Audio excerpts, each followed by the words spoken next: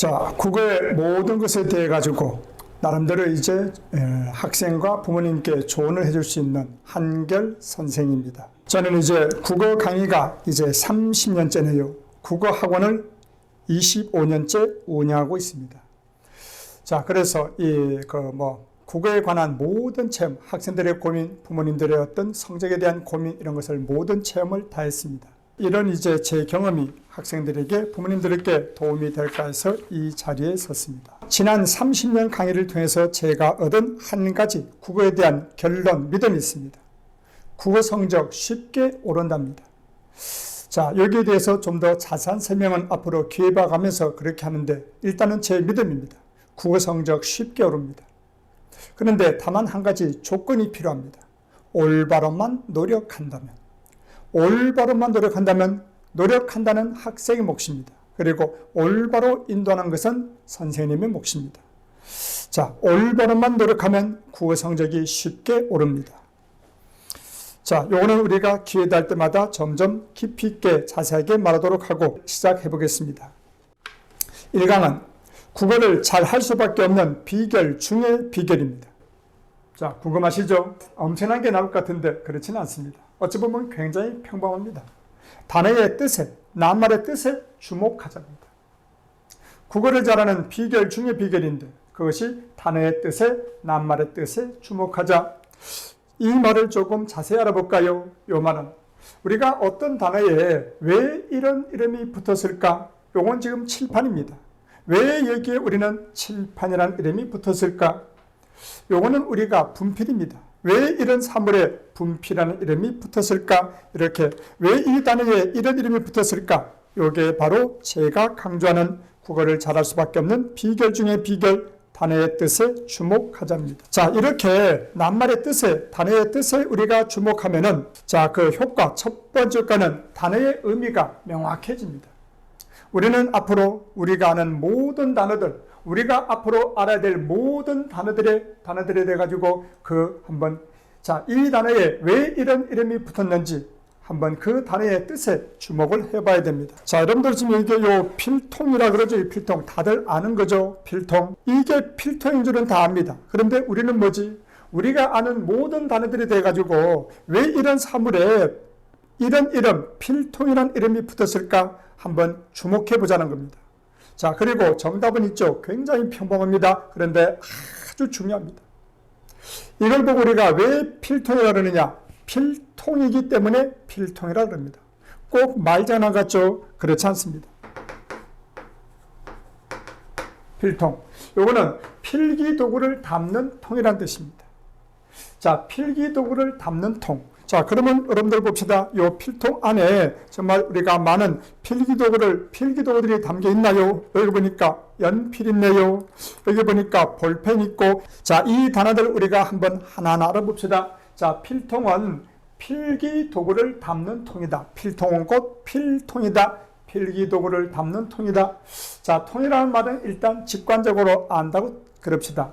자, 우리가 이게 필기도구란 대체 뭔가 이 필자는 있죠. 한자로 붓필자라고 합니다. 붓필.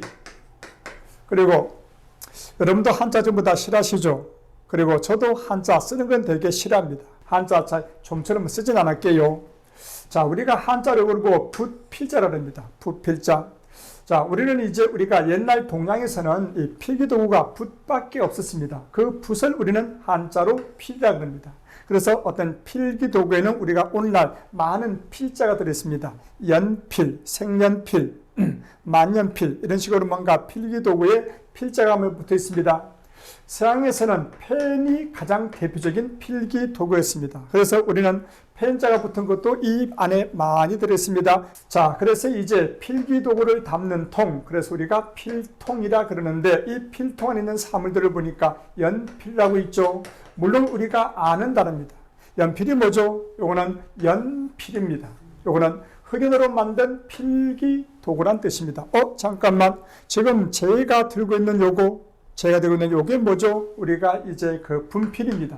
분필은 또 대체 왜 분필일까요? 분필은 분필입니다. 요 분자가, 필자는 붓필자 알겠죠? 필기도구란 뜻. 그리고 요 분자는 가루 분자입니다. 어머님들이 누나들이 바르는 얼굴에 바르는 거 있죠. 이게 우리가 가루입니다. 이 가루로 된 걸 보고 아주 가는 가루를 보고 분 그럽니다. 분을 바르다 가루 분자. 밀가루 만드는 거 보고 우리가 제분 그럽니다. 그래서 밀가루 만드는 사업을 보고 제분업이라 그러고 밀가루 만드는 우리가 공장을 보고 제분 공장이라 그럽니다. 다시 한번 분필이 뭐죠? 분필은 자, 가루를 뭉쳐 만든 필기 도구란 뜻입니다. 요 분필이 다른 필기 도구하고 다른 결정적인 차이가 가루를 뭉쳐 만든 겁니다. 그래서 분필. 또 이 안에 그리고 볼펜이 있네요. 볼펜. 볼펜은 대체 뭘까요? 이런 사물에 왜 볼펜이란 이름이 붙어 있을까요? 펜은 알죠? 필기도구란 뜻입니다. 자, 많은 필기도 중에서 볼펜은 뭔가 우리가 많은 축구공 할 때 풋볼 할 때 그 볼인가요? 그 볼입니다. 둥근 볼입니다. 우리가 볼펜 있잖아요. 볼펜 맨 끝에 보면은 아주 동그란 이게 쇠구슬이 있습니다. 그 구슬이 돌아가면서 안에는 잉크를 묻혀가지고 골고루 묻혀가지고 이게 우리가 종이에 써지는 게 그래서 이게 우리가 볼펜이 됩니다. 자, 필통은 필통이어서 필통이라고 그러고 연필은 연필이어서 흑연으로 만든 필기도구여서 분필은 가루를 뭉쳐 만든 필기도구라서 볼펜은 자, 볼을 이용해가지고 우리가 필기를 하기 때문에 볼펜. 잠깐 요 앞에 칠판이라 그러죠. 칠판은 뭐죠? 칠판이기 때문에 칠판입니다. 판 알죠? 넓적하게 된 판. 이 판을 우리는 이 판 중에서 이걸 칠했잖아요. 칠. 그래서 이걸 우리가 칠판이라고 합니다. 자, 이처럼 우리가 이미 아는 모든 단어들, 그 단어들을 우리가 한번 그 단어들의 어떤 의미에 주목해보는 겁니다. 뜻에 한번 주목해보는 게 국어를 잘하는 비결 중에 비결입니다. 그런데 여기까지 듣고 나면 여러분들 너무 평범해서 조금 실망들 하셨을 겁니다. 여러분들의 실망을 좀 줄이기 위해서 이제 조금 다른 예들 한번 들어볼까요? 자, 모음이란 단어 들어봤죠? 그리고 자음도 들어봤고, 자, 모음, 여러분들 다 아는 단어들입니다. 우리가 아는, 여러분들이 이미 아는 단어들입니다. 그런데 그 단어들, 모음이 모음이지. 자, 모음이, 야, 여, 오, 요, 우, 요. 자, 모음이 모음이지. 자음은 뭐고? 기역, 니은, 디귿, 리을. 자음은 자음이지. 이미 알고 있지만 한 번이라도 여러분들 지금 중에 이 강의를 들으시는 분들 중에 만약에 학생이라면 아야어를 보고 왜 몸이라 그럴까? 그리고 기억년 디귿을 왜 잠이라고 할까? 여기에 대해서 단 한 번이라도 의문을 품어본 사람, 의문을 품어본 학생은 국어를 못하고 싶어도 저는 불가능하다고 생각합니다. 왜 이런 걸 보고 몸이라 그러지? 왜 이런 걸 보고 잠이라 그러지? 한번 그 의문을 품고 앞으로 이런 의문들을 풀어보세요. 이 의문을 품은 다음에 그 다음에 거기서 의문을 품은 다음에 왜 그렇지 스스로 고민해보고 그리고 뭔가 스마트폰에 한번 찾아보고 그리고 아니면 뭐고 담임선생님한테 국어선생님한테 가서 물어보고 아니면 학원들 대부분 다니죠. 학원 국어선생님한테 물어보고 그래도 안 되거든. 저한테 연락하십시오. 자, 그때 우리가 이거 의문을 저한테 주면은 제가 온 정성을 다해서 거기 가급적이면 전화로 때로는 뭐고 조금 중요하다고 싶은 것은 제가 이 강의를 통해서 그거를 전부 다 알려드리도록 하겠습니다. 자, 이걸 보고 우리가 왜 몸이라는가, 이걸 보고 왜 잠이라는가. 자, 요거 한자어죠. 자, 모자는 뭐고 엄마 모자, 음자는 뭐고 소리 엄자, 자자는 뭐고 아들 자자, 요거는 뭐고 소리 엄자. 그러니까 몸은 뭐고 우리가 엄마 소리입니다. 엄마 소리란 뜻이고 잠은 뭔데? 잠은 이게 우리가 좀 이해하십시오. 애새끼 소리라 그럽니다. 자, 요거는 이제 우리가 애새끼 소리, 요거는 엄마 소리. 왜 우리가 어여가 우리가 엄마 소리일까? 왜 기억년 디귿은 애새끼 소리일까? 자, 우리가 엄마들의 특징과 그리고 아이들의 특징, 요때 아이는 뭐고 2살 미만입니다. 만 2살, 2돌 미만의 애들이라 그럽시다. 자, 그래서 이제 우리가 어여, 엄마들은 있죠. 엄마들의 특성은, 엄마들은 혼자 스스로 이게 외출을 합니다. 밖에 나갑니다. 자, 아주 잘 나가고 돌아오고 그럽니다. 근데 2돌 미만의 애들이 밖에 나가면 혼자 밖에 나갈 수 있나요? 못 나가죠. 혹시 나갔다면 큰일 나는 거죠. 자, 그러면 이 2돌 미만의 애들은 그러면 절대로 밖에 못 나가는가? 아닙니다. 나갈 수 있죠. 그런데 나갈 때는 반드시 엄마한테 안기거나 업히거나 아니면 엄마가 끄는 유모차를 타고 나가야 안전합니다. 바로 그겁니다. 바로 그거. 자, 이 아, 야, 어, 요 발음해 볼까요? 아, 야, 어, 요. 얘는 이게 우리가 홀로 발음이 납니다. 혼자 발음을 할 수 있어요. 자, 그런데 요 발음 해볼까요? 기억. 이 발음 해보라 그러면 대부분의 애들이 이럽니다. 이 발음 해볼래? 그러면 기억 그럽니다. 기억이 글자 이름이지 이 발음이 기억이야? 그러면 이렇게 하면 기억, 이렇게 할래? 아니겠죠? 기억은 글자 이름이지 이 기억은 요것의 발음은 아닙니다. 이러면 있죠. 애들, 학생들 중에 그러면 이럽니다. 그럽니다. 그래? 그라고? 야, 이 발음이 그라고? 야, 그러면 이 발음 해봐. 이것도 그고, 이것도 그면은. 그러면 대체 이 차이가 뭔데? 애들이 스스로 생각해도 이상하네 라고 고개를 갸웃거립니다. 맞습니다. 결론은 뭐죠? 기억 소리는, 이 소리는 발음할 수가 없습니다. 그러면 이 소리는 절대로 발음 못하는가? 그렇지 않죠. 우리는 이 기억 발음하고 살죠. 자, 이렇게 하면 뭐고? 가가 되죠. 이 기억에다가 아라든가 기어든가 오라든가 여기 모음이 붙으면은 모음한테 안겨서는, 모음한테 엎혀서는 이 기억 소리를 할 수 있습니다. 자, 이제 왜 우리는 아야 어를 보고 엄마 소리, 그리고 기억 니은 디귿을 보고 왜 우리는 애들 소리라고 하는지 이제 그게 자명해졌습니다. 자, 아야 어는 혼자 발음이 됩니다. 혼자 외출이 가능합니다. 그런데 기억, 니은, 디귿, 리을은 혼자서는 발음 안 되고 혼자서는 외출할 수 없는데 대신에 엄마한테 엎혀서는, 엄마한테 안겨서는 가고라고 발음을 할 수가 있습니다. 그래서 우리는 애들 소리라고 합니다. 자, 됐죠?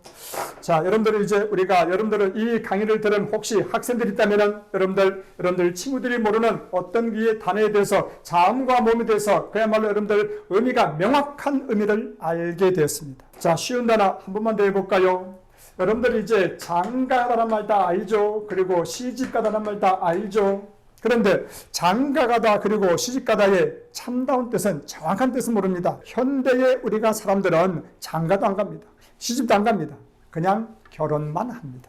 다시 한번, 우리 역사의 어느 한때는 장가를 갔습니다. 우리 역사에 지금부터 한 70년 전까지는 시집을 갔습니다. 요즘은 장가 아무도 안 가요. 시집도 안 가요. 그러면 어떡하죠? 장가도 하고 시집 안 가면 요즘은 그냥 결혼만 합니다. 자, 이 말의 의미는 뭐냐? 장가 가다는, 이 장가가 장인 장자의 집 가자입니다. 장인의 집에 살려가는 걸 우리는 장가가다라고 합니다. 그러고 보니까 저기 옥정가, 동령가, 거기에서 우리가 이제 대리살이 제도 이런 게 있었다 그러대요. 그러니까 결혼하면은 남자가 여자네 집에 살려가는 겁니다.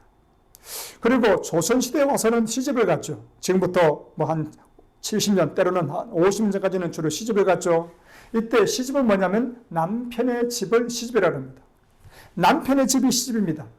남편의 부모님이, 남편의 어머님이 시어머니고 남편의 아버지가 시아버지입니다. 따라서 우리가 지금부터 한 70년 전까지는 주로 여자가 남편의 집에 살러 갔죠. 시집을 갔죠. 요즘 장가 가나요? 요즘 시집 가나요? 정말 드물죠. 요즘은 그냥 젊은 남녀가 결혼해서 자기네끼리만 그렇게 살고 있죠. 자, 우리가 이미 알고 있는 모든 단어들에 대해서 한번 이렇게 검토를 해보면은 우리는 뜻밖에도 많은 것을 알 수 있습니다. 단어의 의미가 좀 더 명확해집니다. 새로운 지식, 정확한 지식을 알게 됩니다. 단어의 뜻에 주목하자. 이 말의 효과는 오히려 1번보다 두 번째, 그 단어들의 의미의 연관성을, 그 단어와 그 단어들의 의미의 연관성을 알게 됩니다. 그래서 그 단어를 기억하기 쉽습니다. 그리고 단어의 실력이 확장되어 갑니다. 한번 예를 들어볼까요? 자, 여기 목가적이라는 단어가 있습니다. 여러분들 여기 한자가 적혔다고 혹시 걱정하지 마세요. 이 단어 어렵습니다.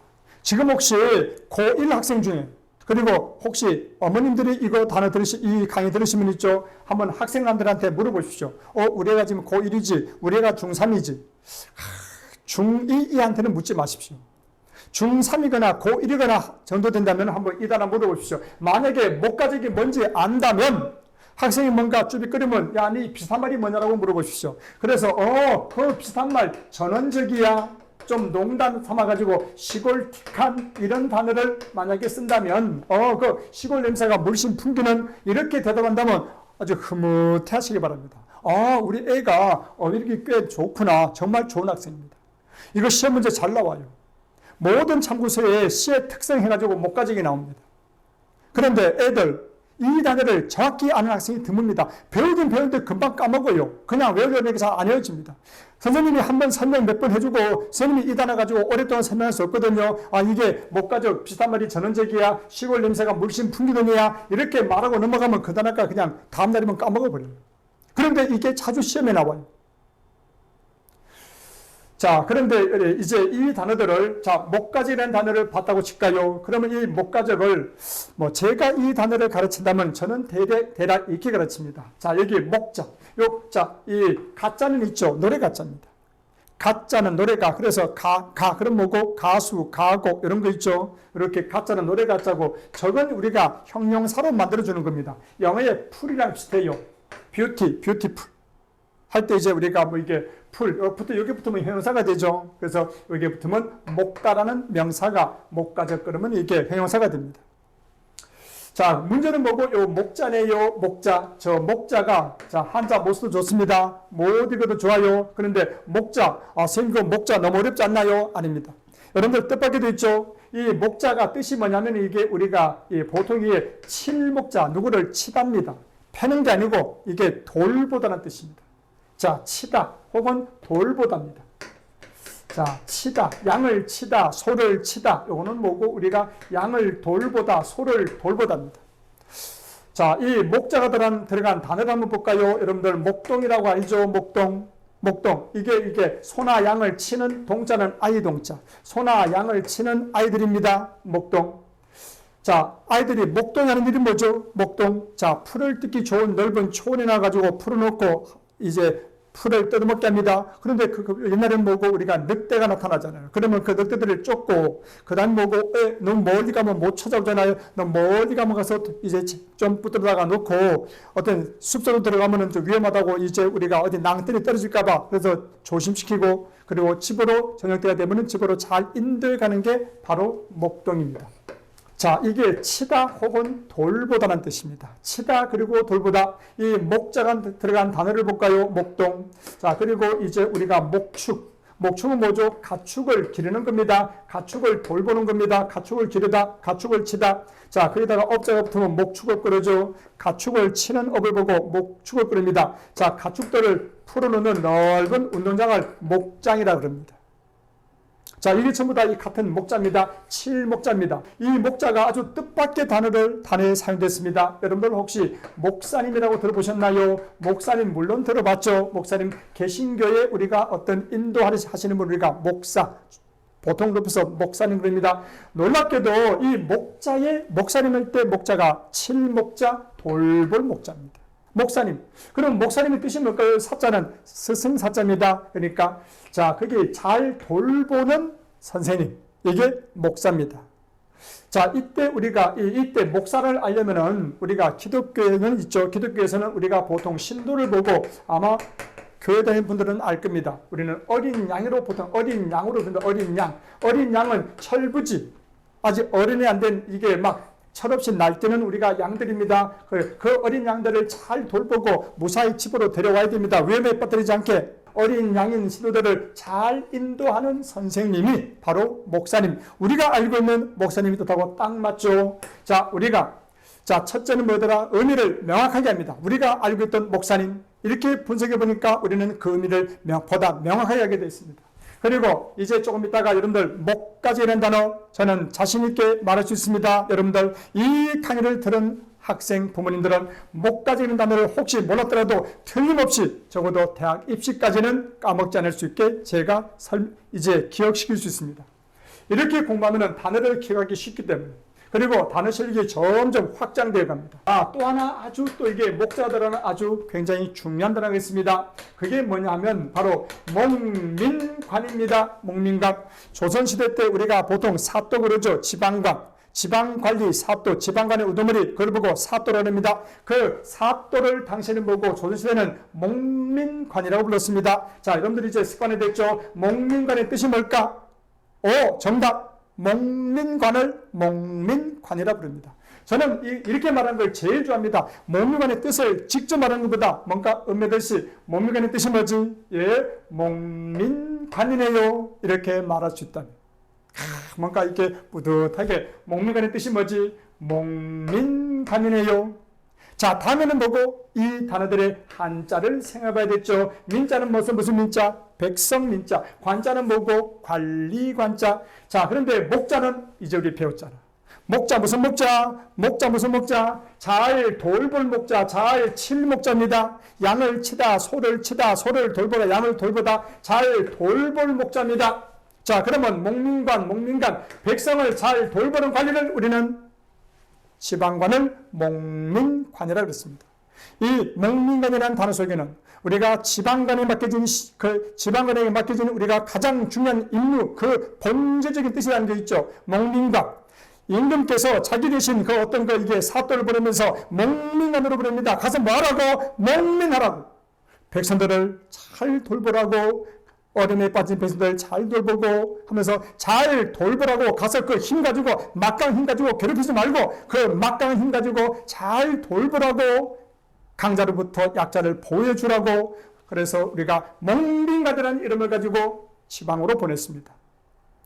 자, 우리는 이 단어의 뜻을 알면은 단어의 뜻을 정확하게 뜻을 알 뿐만 아니라 그 어떤 본질적인 의미도 알게 되는 거죠. 자, 이 단어의 뜻에 주목한다는 것은 이렇게 많은 의미가 담겨 있습니다. 자, 목민관. 우리는 한 걸음 더 나가 볼까요? 목민관인데 우리가 중요한 책 한 권을 소개하겠습니다. 여러분들 아마 이 중에 지금 이제 여러분들 대부분 이게 우리가 중학교 중2만 넘었으면은 이 책 이름을 다 알게 될 거야. 유명한 책이 있어. 자, 목민관, 백성을 잘 돌보라고 한 그 관리, 그 목민관들이 지켜야 되었던 마음의 어떤 이게 자세를 기록한 책, 유명한 책이죠. 여러분들 누군지 알죠? 그 책 제목이 뭐더라? 목민심서. 목민심서. 자, 목민관들이 가져야 될 마음의 자세, 마음심자죠. 그거를 쓴 책, 거기에 대해서 쓴 책, 목민심서. 누가 지었더라? 바로 다산 정약용 선생이 지었죠. 목민심서. 자, 여러분들, 우리는 지금 참 우리 목가적이라는 단에서 출발했었죠. 자, 이게 목자가 무슨 목자라고 기억나죠? 이 목자는 뭐고? 칠목자, 돌볼 목자야. 칠목자, 돌볼 목자. 가짜는 뭐고? 노래 가짜. 자, 그럼 뭐고? 목동들이 노래 부르는 듯한, 목동들이 노래 부르는 듯한, 노래 부르는 이런 뜻을 가진 게 목가적입니다. 저는 있죠. 제가 만든 우리 학원의 교재에 목가적이라는 단어를 제가 봤습니다. 저는 그래서 그 학생들한테 물어봅니다. 네 목가적 알지? 놀랍게도 모른다 그래요. 니 얼마 전에 배웠잖아. 근데 모른대요. 그 학생을 가르친 선생님한테 물어봅니다. 선생님 목가적 안 가르쳤어요? 아니 정말 이게 열심히 가르쳤대. 애는 모르고 선생님은 가르쳤는데 애는 모른다 그럽니다. 이거 애들 잘못도 아니고 선생님 잘못도 아닙니다. 이게 애들이 이 단어에 이걸 그냥 단순히 외운 겁니다. 선생님은 단순히 설명하고 애들은 그냥 외운 겁니다. 목가적, 전원적, 목가적, 전원적, 목가적, 시골틱한 이렇게 외우고 보니까 하루 지나고 이틀 지나고 일주일 지나면 싹 다 까먹어 버립니다. 그런데 지금은 아닐 겁니다. 자, 여러분들 목자 무슨 목자라고? 목자 무슨 목자라고? 돌볼 목자, 칠목자. 자, 목동이 뭐고? 우리가 양을 돌보는 양을 치는 듯한 그런 돌볼 목자, 칠목자라고. 근데 목동이 양을 치고 소를 치면서 어디서 있나요? 도심지에서 아니겠죠? 더 넓은 초원에서 넓은 초원에서 애들 양을 쭉 소를 데려가지고 풀을 뜯어먹게 합니다. 자, 그리고 뭐고 잘 이제 애들이 열심히 이 소나 양들이 풀을 뜯어먹으면 그때는 목동은 할 일이 없어요. 그래서 그 목동 심심하니까 이제 거기서 노래를 부릅니다. 야호호 하면서 노래를 부릅니다. 자, 목동들이 뭐고 우리가 노래를 부르듯 더 넓은 초원에서 노래 부르는 듯한 이게 목가적입니다. 자, 그러면 이 목가적의 뜻은 이제 시골 냄새가 물씬 풍기는, 전원 냄새가 물씬 풍기는 이 목가적의 뜻 됐죠? 아마도 최소한도 수능시험 볼 때까지는 이 목가적의 뜻을 알 수 있지 않을까라고 생각합니다. 이제 이렇게 공부한, 다시 한번 국어를 잘하는 비결 중의 비결이 뭐라고? 단어의 뜻에 주목하자입니다. 그러면 낱말의 의미가 명확해집니다. 자, 그리고 효과 세 번째는 뭐고? 그 지식들이 단편적인 지식이 아니고 체계적인 지식이 되는데, 그거는 우리가 한번 어떻게 해서 그 지식이 체계가 되는지 어려운 문법 지식에 한번 적용해 보는 걸 다음 시간에 목표로 하겠습니다. 자, 처음에 얘기한 것처럼 저는 국어 강의 30년, 그리고 국어학원 운영 25년째입니다. 국어에 관해서 많은 체험을 했습니다. 학생들의 부모님들의 고민을 상담한 기억이 있습니다. 그래서 국어에 관하여 학생 부모님의 모든 고민을 해결해 드리도록 하겠습니다. 거기 뭔가 조금 상담할 거리가 있으면은 여기 하고, 그리고 이메일로, 네이버 폼이나 혹은 이메일로 이제 연락 주시면 충실하게 답변을 드리겠습니다.